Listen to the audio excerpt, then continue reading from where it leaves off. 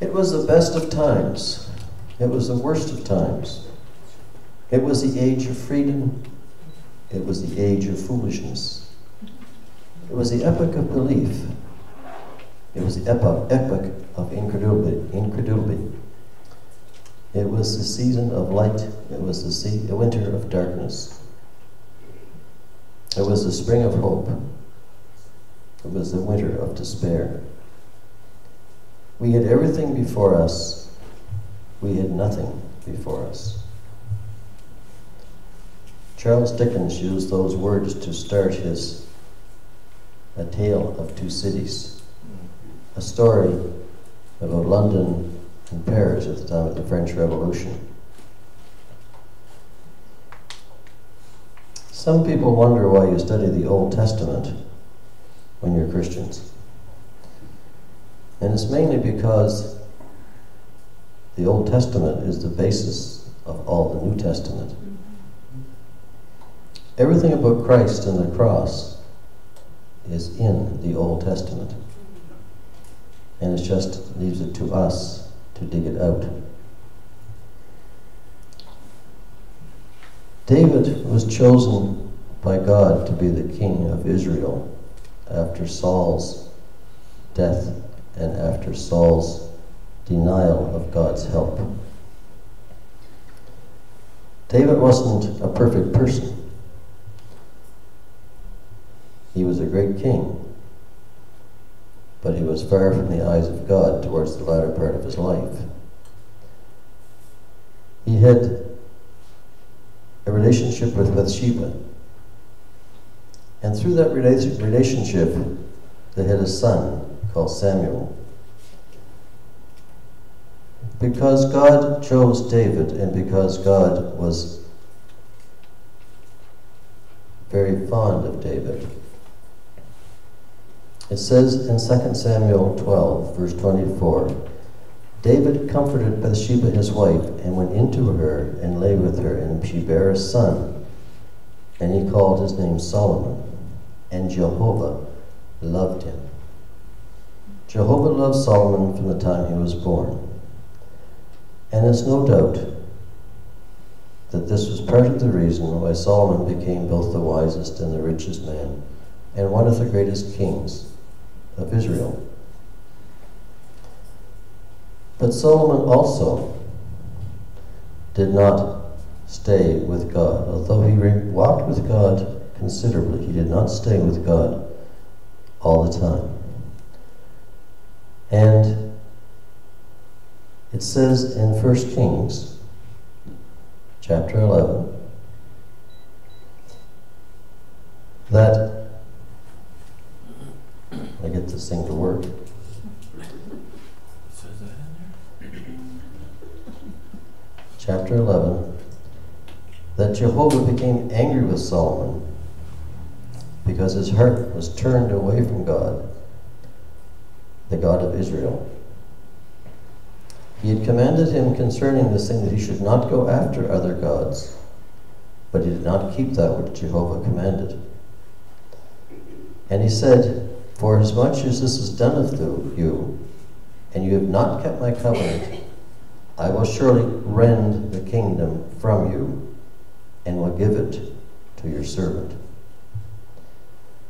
When Solomon died, the kingdom was rent in two.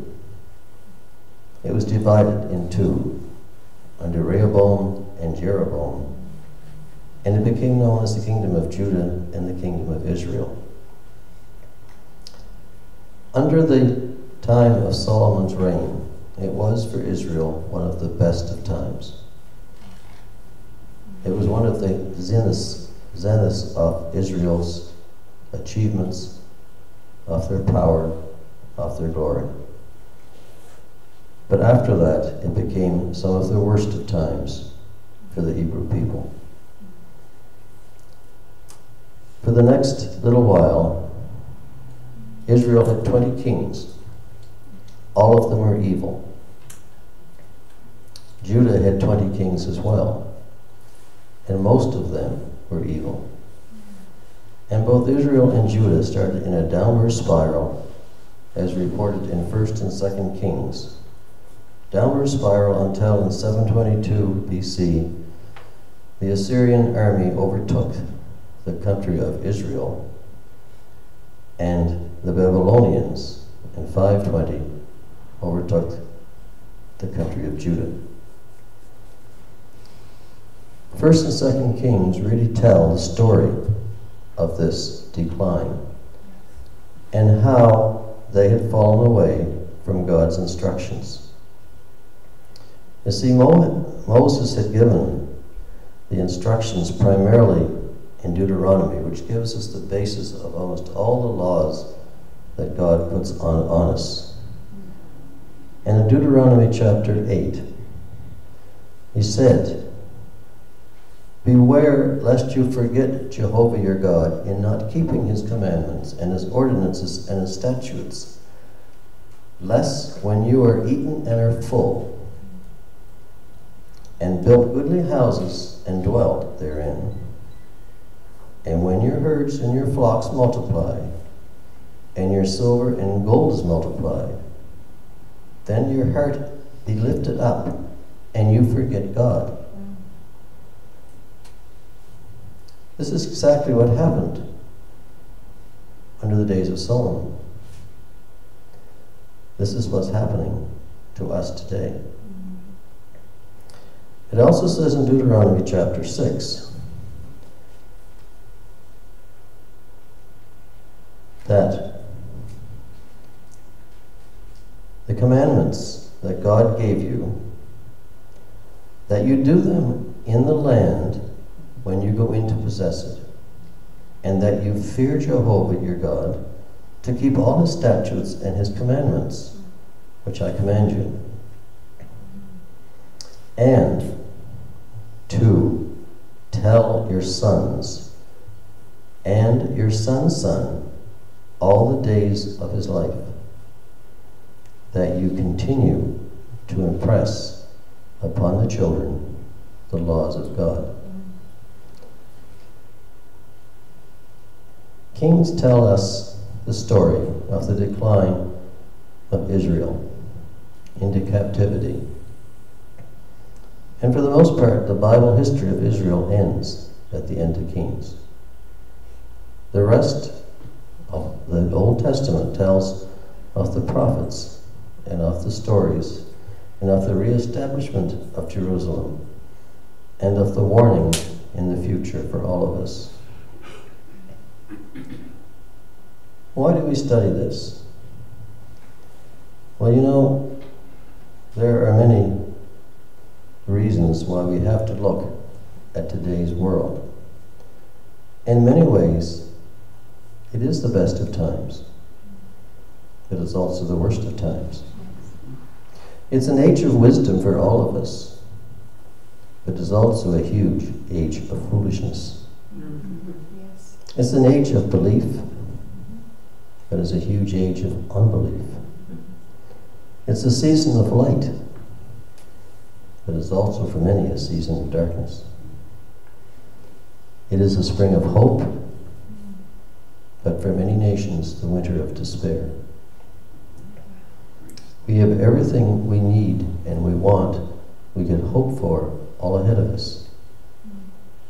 But if we're not careful, we may have nothing before us. Why is it important to learn the past? Well, I guess Solomon said it way back in the book of Ecclesiastes. You see, he says the sun rises, the sun goes down, and hastens to its place where it rises. The wind goes to the south and turns to the north. The rivers run into the sea, but the sea isn't full, because where the rivers go, they go again. That which has been is that which shall be, and that which has been done is that which shall be done. There is no new thing under the sun. We have to learn from the history that's before us.